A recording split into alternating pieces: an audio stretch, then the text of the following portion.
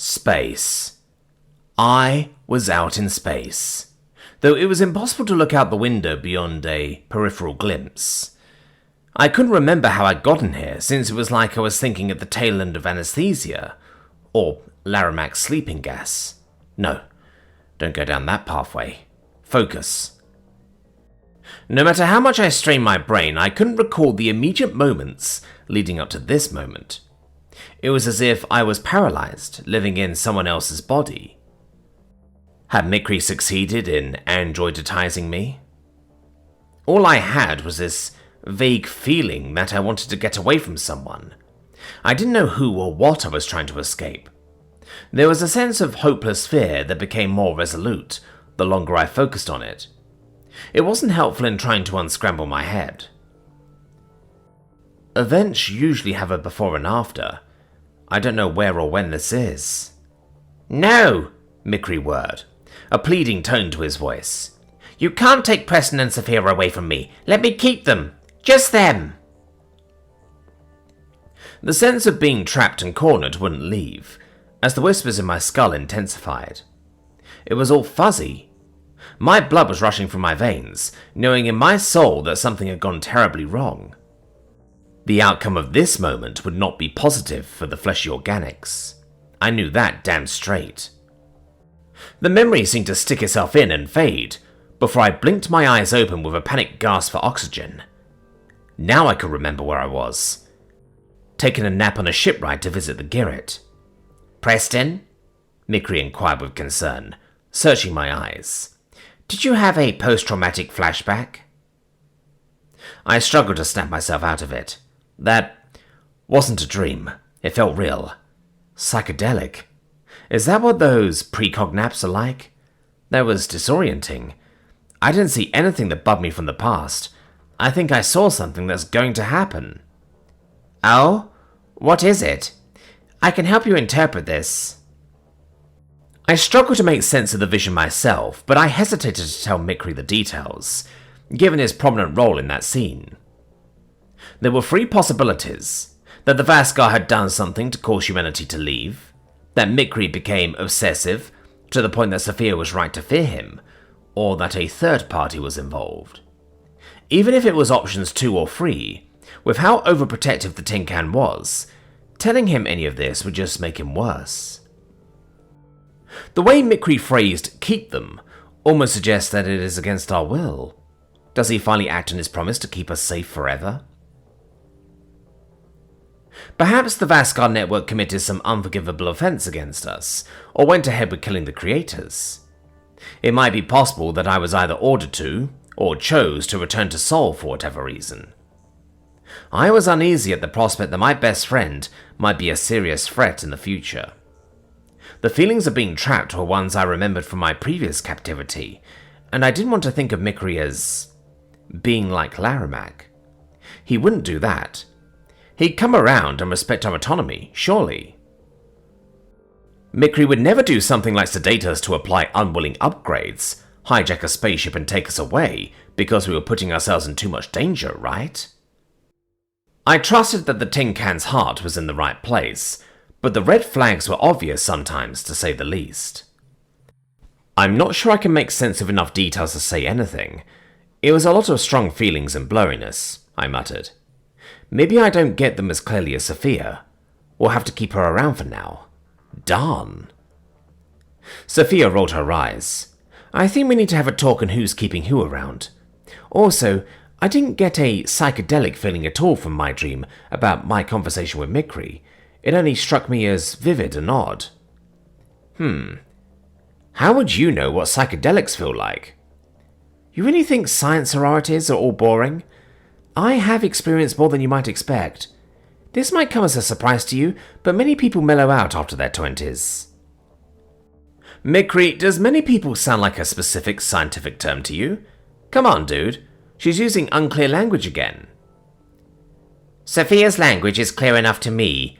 It is you who often does not structure sentences with any logic or cohesion, the android replied. I am having a difficult time imagining a more rambunctious, risk-taking Fifi. While Preston is forever an enigma, I thought I understood her. I have many questions about her reasoning behind this. Sophia smiled gently. Another time. I'll be happy to explain how humans can change and grow, just like we know you did, Mikri. My point is that Preston shouldn't have been feeling out of sorts in his dream, if my experience is an across-the-board thing. Something in that moment is making you feel that way. You should speak with Kapal. Maybe. Give me time to process it. Just who do I want to open up to about Mikri's very worrying plea? I've gotten past the hurdle of who Kapal looks like to me, and he was helpful during the Spacegate battle, but I don't trust him for this kind of advice. I need to get Sophia away from Mikri. After trying to negotiate with Zitre, who knows if Kapal will want to speak with anyone? I mean, sheesh. I wouldn't blame the guy for noping out and relocating his fur buns to a galaxy far, far away. My mind was still racing over the potential implications of the dream. There was no telling when it would occur, since not all glimpses would happen as soon as Kapal's warning. It could be months or years from now. There had to be some details in there that would unlock the case, like an Admiral shaving cart had been the herald of the Spacegate battle. Whether it was to Kapal or not, Sophia was right that I should report what I'd seen through official channels. Once I'm sure it won't fuck over Mikri and the Vaskar, or get Takahashi to send him away, there would be a tin-can-shaped hole in my heart without him. He's worth the risks to me, unless I'm positively sure that he's going for a human trafficking phase. I searched for any clues that might be important, while the details were fresh. Was this an isolated event or a pivotal event? Because if it affected everyone, that was bad news. Golly, I wanted to know what Mikri meant about keeping us and only us. That level of concern about us being taken away, with an implied forever the more I thought about it, was similar to how he reacted to our potential deaths. What if the network planned to wipe out organic life once they had a chance, and succeeded with some kind of crazy poison?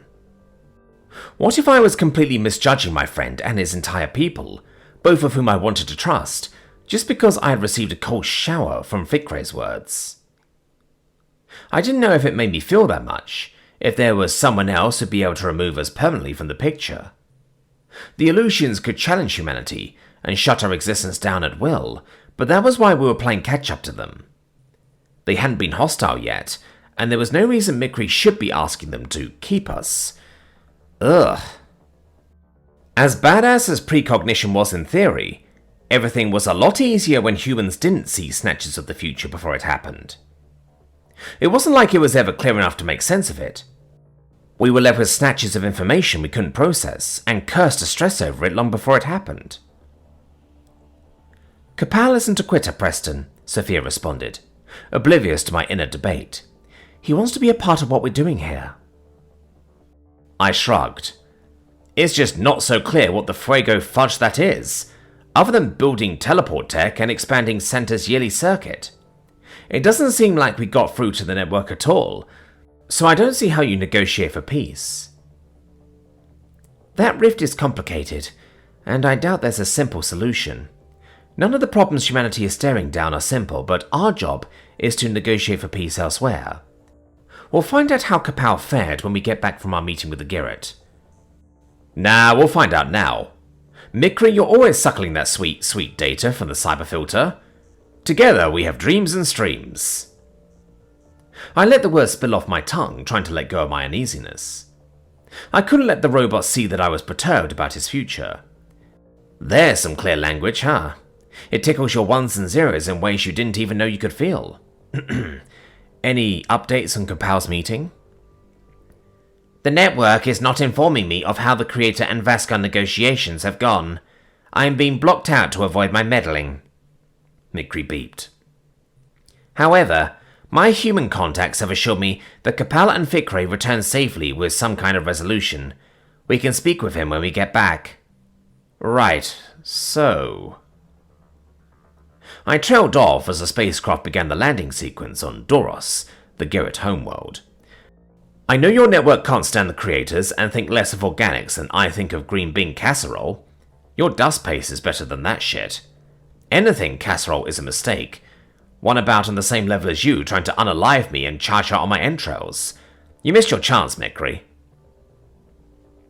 The android's face showed distress.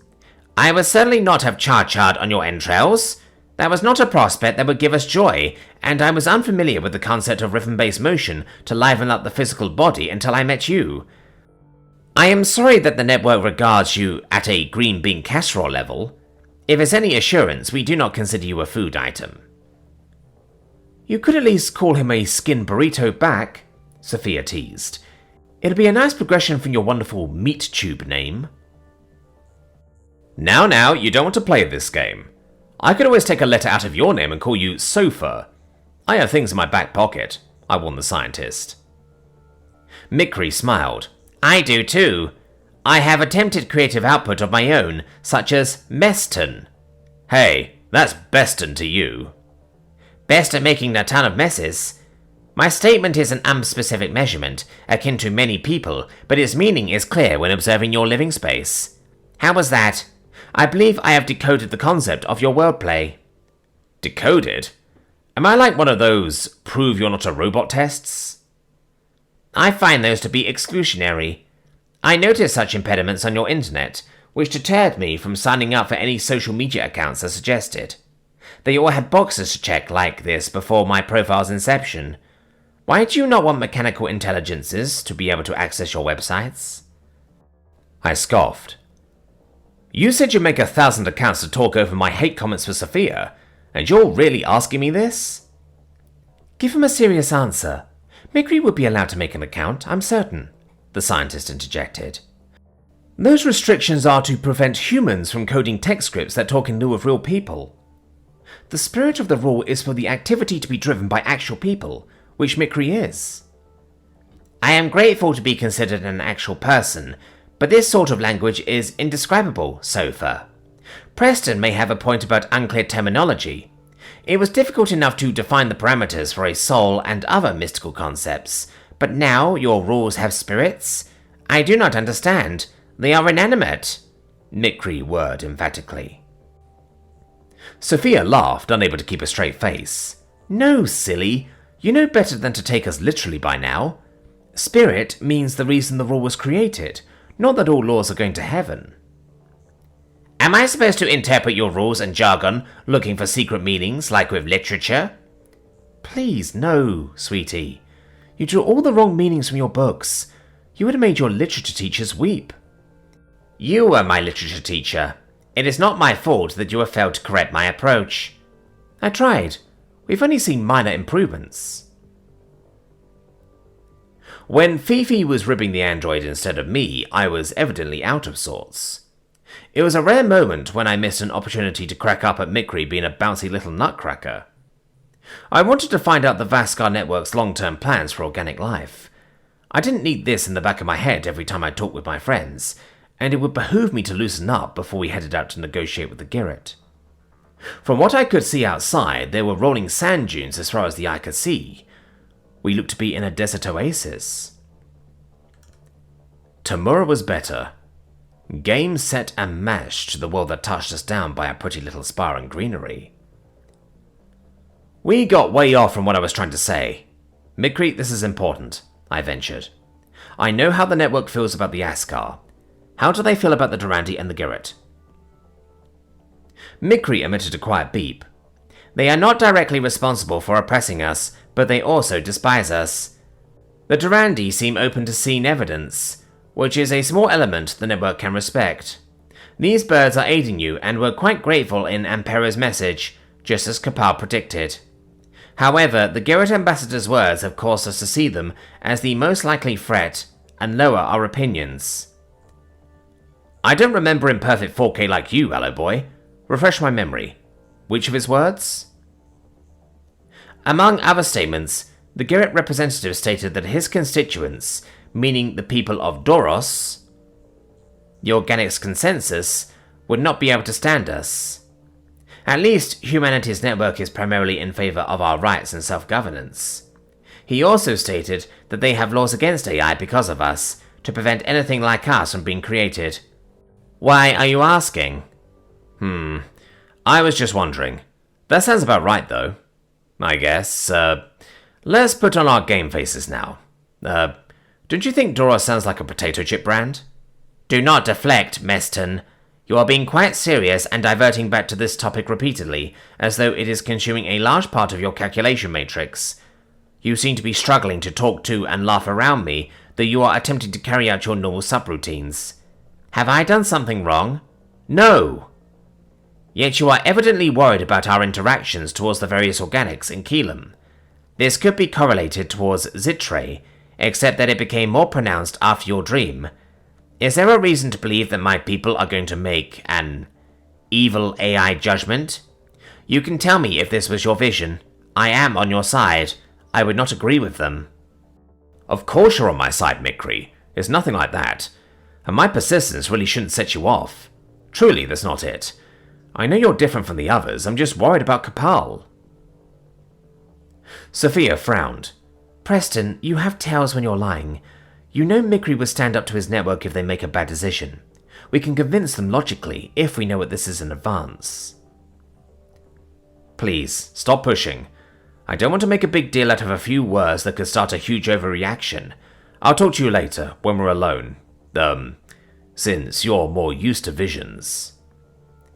Oh, I have reached a conclusion. Mikri gave a pitiful whimper that stabbed me with guilt. The frightening vision involved me. He does not trust me. I am being shut out for something I have not yet done, some transgression which will make my friends reject me. I understand. Mikri, I croaked, reaching for his arm as he pulled away. It's not like that. Listen. I do not want to. The thought that I will hurt you is stronger than a million error messages. Depart the ship, please.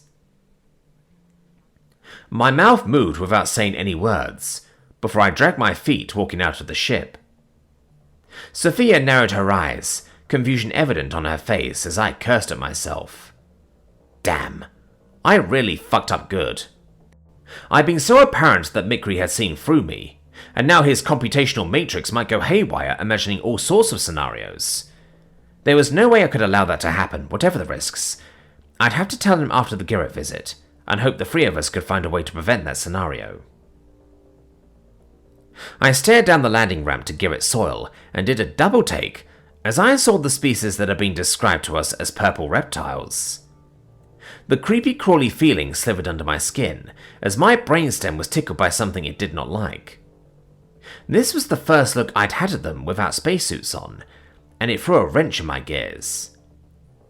With all the information that Mikri and the Durandi had given us, how had no one thought to mention that these aliens looked like snakes?